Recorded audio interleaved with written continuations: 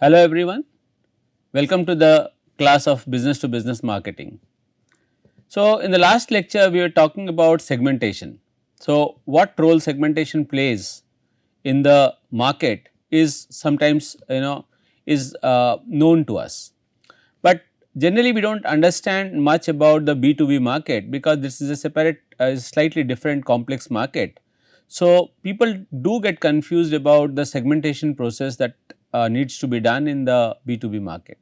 So, we talked about certain important parameters of, like, for example, first of all we discussed why segmentation is required, and although in spite of all its complexity, still how segmentation can be useful in the B2B market, and what points are important that needs to be discussed and covered in terms of segmentation in the B2B market we had discussed. But today we will be talking about a very important model, which is the the Bonama and Shapiro's model, which is a very classic model, and this model explains about those points in a nested approach, right. So, what it talks about is basically five important criteria. So, if you can see, so the five important criteria of making segmentation in the B2B market is, for example, it starts with organizational demographics, operating variables, purchasing approaches, situational factors and personal characteristics. Now, as you can see this red dotted line, so here these are the identifiers. Now, identifiers means something which is you can easily get information from the outside. So, you can collect this information from the outside, and response profile is something that generally you will understand once you are in touch with the in relationship with the company, otherwise from outside you do not get such information. So, and both these informations, right, that you get are helpful for you as a company manager to segment the market, right. So, let us talk about when we talk about organizational demographics, right. So, what do we have now, the what kind of industry you are thinking of catering to. Now, let us say I am a manufacturer of, let us say, some certain B2B products like pumps or let us say software or anything. Now, what kind of a industry are you thinking of catering? Now, the industry vertical can be, the industry can be divided into several verticals. For example, heavy engineering, for example, mining, could be, let us say, water treatment, could be chemicals, could be different kind of industries that you can serve through your product. Now, out of this, would you like to cater to all the industry? Obviously not, because we know that limitation of resources is always there. So, we would like to fix upon a few industry types, that is that we can cater to, and that where we have our expertise to cater to such kind of industries. So, for example, when I am saying industry, as I said, it could be, for example, in heavy engineering, right, or it could be something like let us say mining, right, or let us say automotive, right, auto. So, a company can think, okay, these are the three different industries. Now, I may cater to maybe one of it or two of it, right. Similarly, talking about the company size. Now, why company size also is important in terms of segmentation, because not necessarily all the time you may have the resource again to cater to clients who are either very large in size, or you would or even large in size, for example. Or there might be a possibility that the customer or the buyer could be a very small buyer. So, you are not interested to go for very small buyers who make very little frequent purchases. So, as a company, as a seller, you might be interested to sell or have a customer who is moderately sized, right, not very large, because you might not be able to fulfill the demands of a very large company, but you also do not want to go for a very small company who has very little demand, So, maybe the company may look for a medium sized industry, medium sized company as its clients, okay, customers. In terms of location, can we segment the market? Yeah, absolutely. So, sometimes companies would like to also segment the B2B market in terms of the where the companies are located. For example, let us say you are supplying material to a customer who is located in a very far off remote place, or let us say there is a the cost of transportation becomes very high. Now, in such a condition, as a supplier, you feel that cost of the transaction cost is increasing tremendously. So, there is no point in catering to such customers, rather it is better to look for customers who are maybe close by surrounding places. It could be a situation also, for example, when you are looking for customers who are placed near ports, so that they can easily buy and transport the material to somebody else, right. So, these kind of situations, the location of the companies where who can be your potential customers is also a very important parameter while deciding your segmentation. Okay.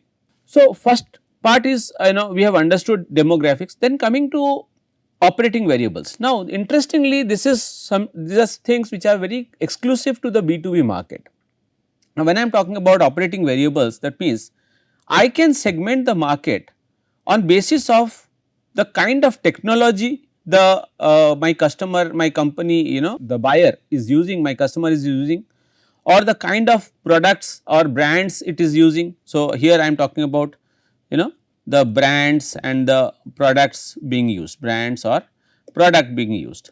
So, what kind of products are is the company using, what kind of brand are they using. So, accordingly I can make a arrangement, or I can understand that if this company is using these kind of products, that means they should also be choosing my product, because my product is much familiar or similar to those kind of products.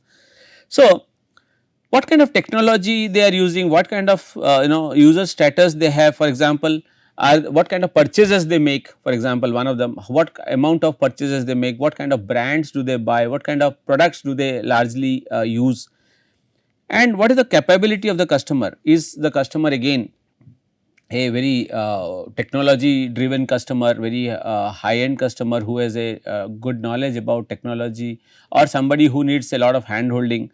So, what kind of a capability does the company have? In terms of technology, for example, you see nowadays companies are using in the, at least in the B2B space, right, because what is the limitation in a B2B? Most of the products are bulky, they are difficult to move from one place to the other. So, nowadays companies are using augmented reality or virtual reality like concepts, which helps them to show a product, display a product to a customer who is maybe sitting very far off, right.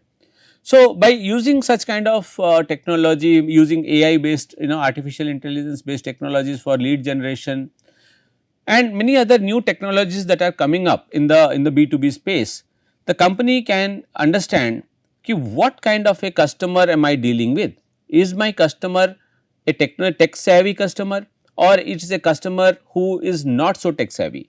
So, as a supplier of goods, as a supplier of goods, as a supplier of services, I may be interested in only those companies which are highly technology driven, right. Because why? Because I am technology oriented, my technology orientation is very high. So, I would love to cater to those companies who are having a very high technology orientation, because they would appreciate my products and services. That is one way of thinking. Other way of thinking is that I may not be fit to a company to make a customer, somebody a customer who is extremely technology driven, because my technology orientation is poor, is not very good. So, in such a condition I would like to move away or not to cater to such customers. So, the point of concern here is what kind of orientation do you have. So, for your operating variables, as I said, what kind of technology are you using, what kind of customer capability are you thinking of catering to, right.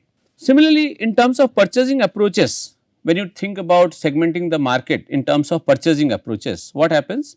You want to see whether my customer, what is the organization of the DMU, that is the decision making unit.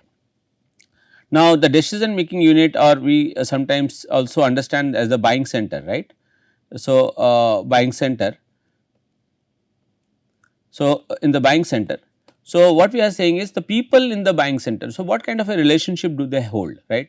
Is it like a very hierarchical structure? Is it a very flat structure? Is it a, what kind of a structure do they follow? And how people, who are the most powerful people in the organization?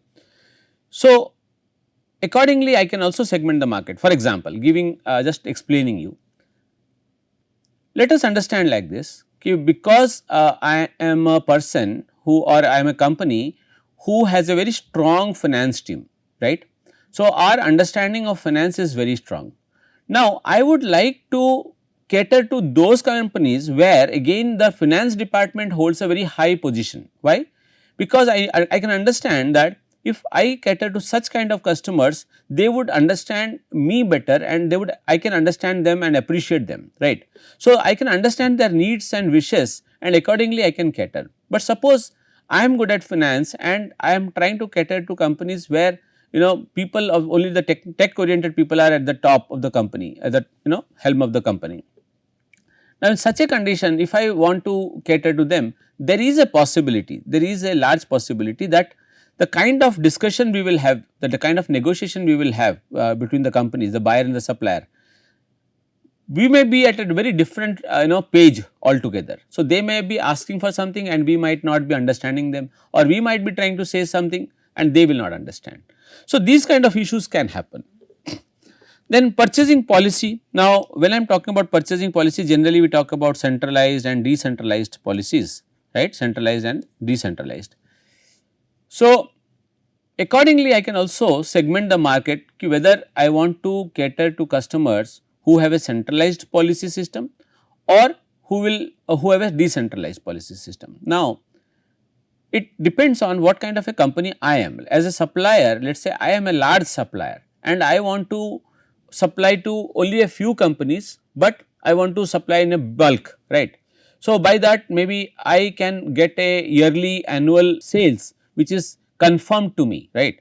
So, in such a condition what happens, if the companies are having a centralized policy, then I understand that if I can cater to this customer, I can pitch in and I can convert them into my customers, then I can just sell one company a large amount of unit of my products, right. But if they are decentralized nature, I have to, maybe I can, it is only like a small department that I will be catering to and then my job is over out there. So, I may have to find more number of customers, right. So, these situations may be troublesome. So, it depends on what kind of orientation again the supplier has. Okay. Now, coming to purchasing criteria, as I said, purchasing criteria can be, sometimes the customer is tech oriented, sometimes the customer is price sensitive, sometimes the customer is quality sensitive. So, what is the major criteria do they follow, and whatever criteria do they follow, if somehow that is in symbiotic relationship with me or that matches with my orientation, then it is better and easier for me to segment that market on basis of its what kind of criteria they are using, right. Then you move on to the situational factors. Now, when I am saying situational factors, as we can all understand, the situation the company, the buyer is in, right. So, whether the buyer is in a very urgent need of the product, so what kind of need they are in for, or what kind of application are they making, or what kind of size of order they are buying. So, when I am talking about urgency, it is really not so easy to understand the urgency of a company, right. So, as a marketer, as a, for example, let us take an example. Now, when you talk about courier services, right. So, companies like Gati, companies like FedEx and all, so they charge a bit high just because they supply you a very very prompt service and very urgent service, a service of very high level of high quality. So, FedEx kind of companies believe that anybody who has a urgency, they would not mind to come to us and pay a little more, right. So, they can generally they can, it is good for them to segment the market on basis or position themselves in terms of what kind of a service they are offering, right. Now, when I am talking about application, again similarly, for example, let us say now Kirloskar makes pumps now, and Kirloskar has different kinds of pumps it makes, right. So, of a let us say half 0.5 HP or a 1.5 HP, 3 HP. So, accordingly what happens, they will understand, they will try to segment the market on basis of the application. Now, how a 0.5 HP pump may be used in small fields and all agricultural fields, maybe a then a little larger maybe for water pumping water from some pits and deep wells and all. So, the question here is, according to the kind of use people will make, I will like to, so my strength is, let us say I am making small pumps, and I know that small pumps are, let us say, used largely in small by small farmers with small patches of land. Now, I would like to segment, or I would like to target those people only through my products. Okay. And the final, obviously size of order also becomes very important, because sometimes companies love to cater to very large sizes, bulk, and sometimes they would like to go for small sized volumes, so that they can easily produce and cater to them according to the the producing ability or their capacity that they have, the plant capacity. And final point that you look about is the personal characteristics. Now, here something you cannot understand unless you know these people with through some time, for some time now. So, unless you understand them, you do not know okay, what actually motivates these people. So, what is the level of motivation, what is the source of motivation. So, what kind of buyer seller relationship do they follow, and what kind of a risk perception do they hold. Now, when I am talking about motivation, the company may be highly motivated to develop new products, right. Maybe they want always to develop new products through their R&D and come as a market leader first in the market, right. So, for such kind of companies who are innovators, or who have very pragmatist approach, very positive approach. Now, for you can target them, because through your high end technology you will feel okay, this company will appreciate, this buyer will appreciate me and he will use my product.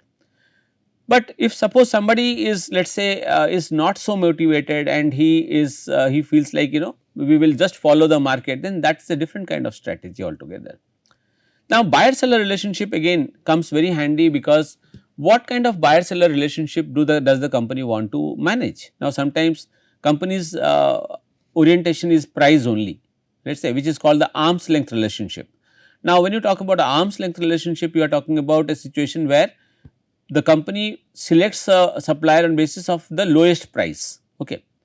Now, not always this is a profitable or a good situation. Sometimes many good companies today, for example, Toyota, Hyundai and all, they go for a partnership model, right.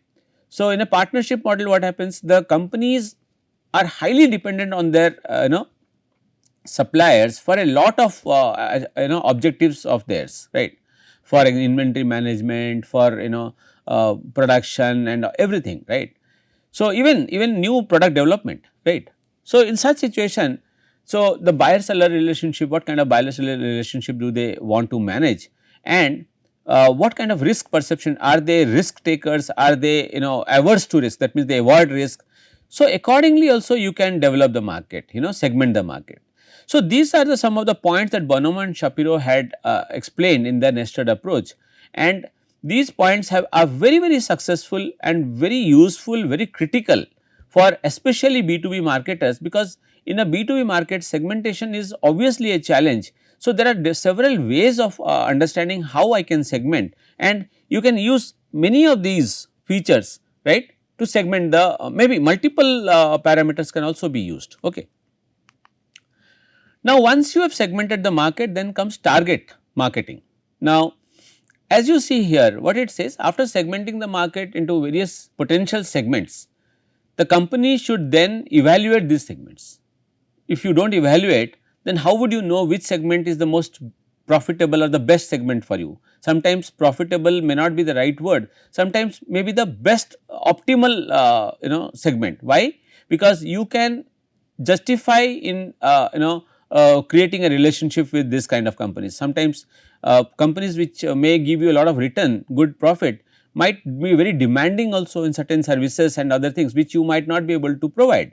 So, one has to be careful in understanding what actually fits to me, right.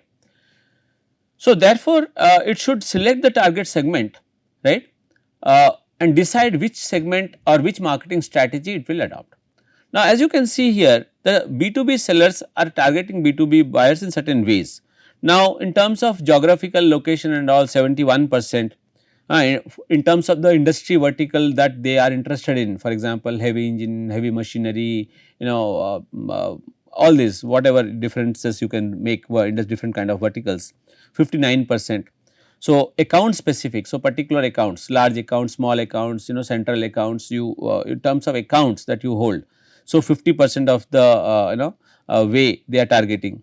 And on terms of online activity, certain companies are still not completely, they are have not moved online, but few companies are completely, they are internet or online driven. So, accordingly they segment or they target their markets, because they find it is more much better to target such markets. And 48%. And then in terms of company size, sometimes the target market is done, which is almost 41% time. So, these are some few ways how B2B sellers are creating the target market. Now, when you say the target market, what difference happens in the B2B versus B2C case? This is also important to understand, right. So, there exist significant differences in targeting the consumer market and the business market, that we know, right.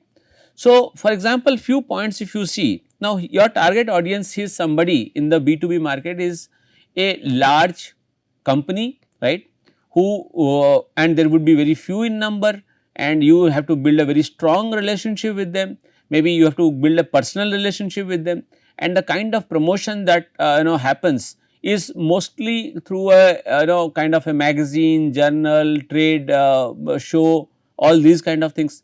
But on the other side, and they are rational buyers. On the other side, the B2C are small, frequently buying people, and they dispersed throughout the globe or the country or anywhere, and they are impulsive buyers.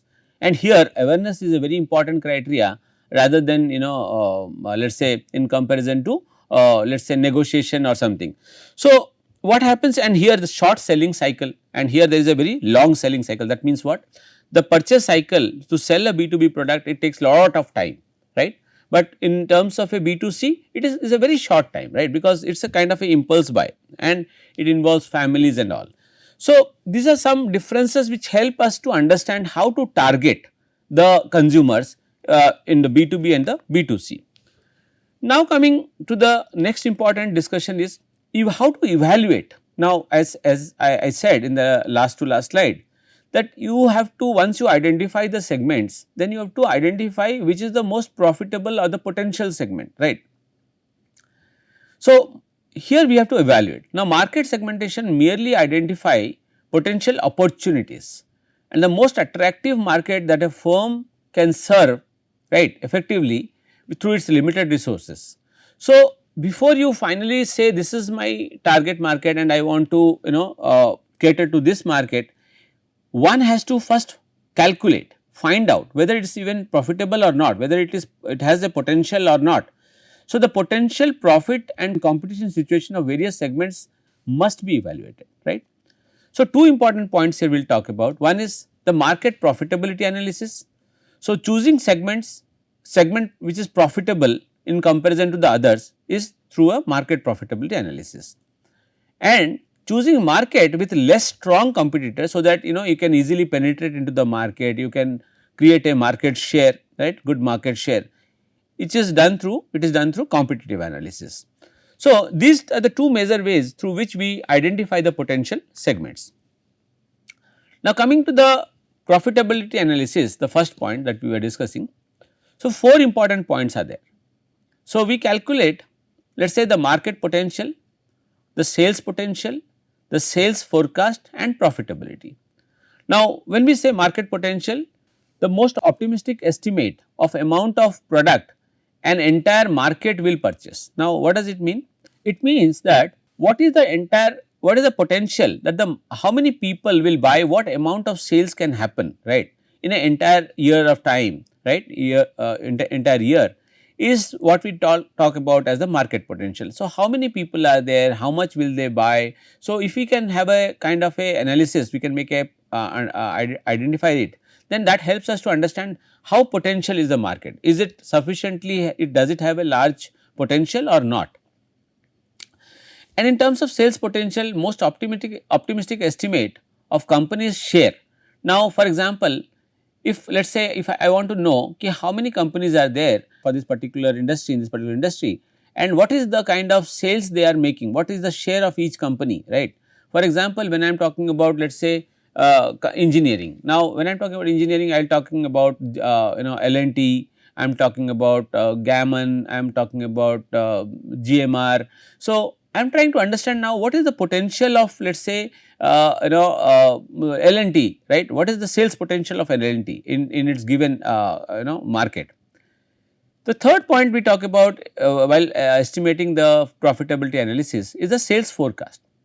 So, here we try to understand what is going to happen about the future of the product, right.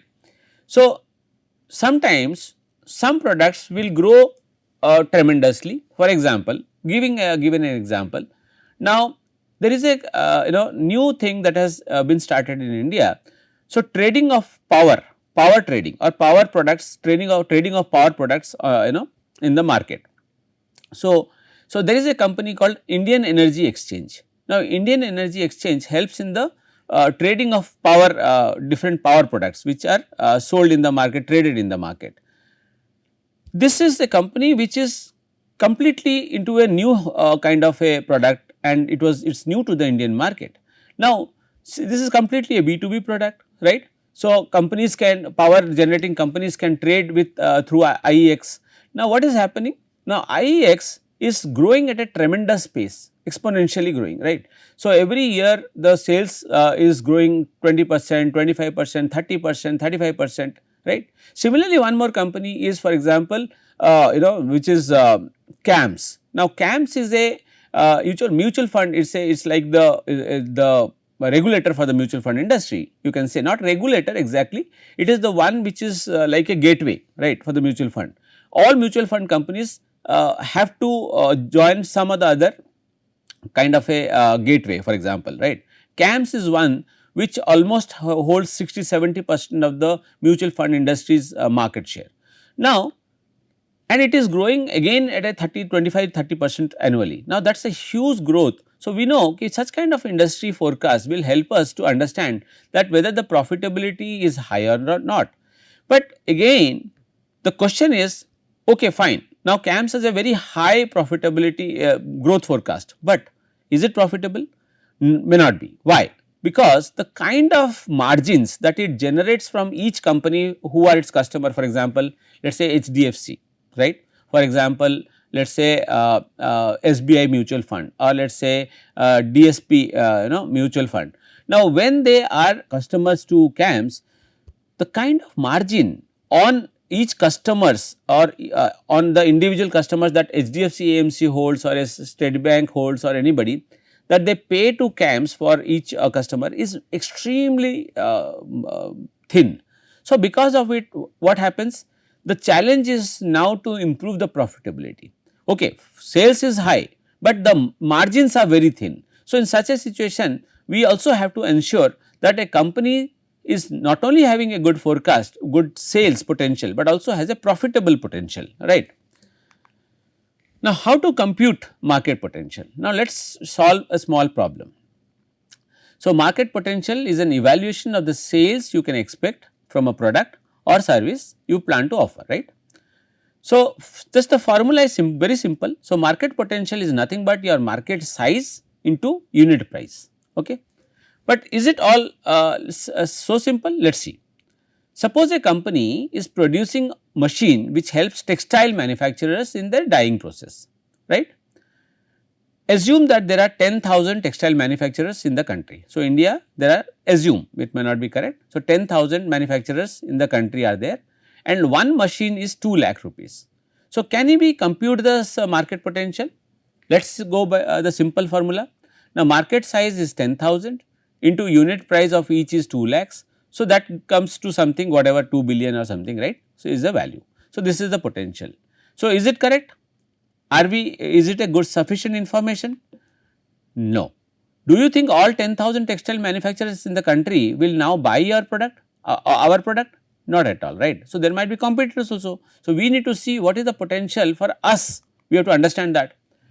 Now, what is the addressable market size? Now, as it is unrealistic to believe that all sales will all customers will buy in the market. So, somebody might maybe they might buy something else, maybe a new substitute is coming up in the market, something else can happen. So, what is that addressable market size, or that is the which is the real market size? So, to understand that, we have to understand what is the sales universe, what is the rate of purchase, which is the propensity to purchase, what is the purchase cycle length, and how many competitors are there, right, with what kind of market share they are having. In the same example, now let us see, let us understand that industry propensity to purchase is every once in every 3 years. So, every 3 years people are thinking of buying a new machine. So, cycle is 6 months, product cycle to purchase the product, it takes almost 6 months of process, and the market share is dominated by two dominant competitors who own 50% of the market share, and they will defend, this is an assumption, they will defend their share. Now, if you look at it, now what happens? Now, determine your sales universe. So, which is 10,000 textile manufacturers, okay. What is the propensity to purchase? Once in 3 years. So, 10,000 by 3 is what we understand is the given market potential at any point of time.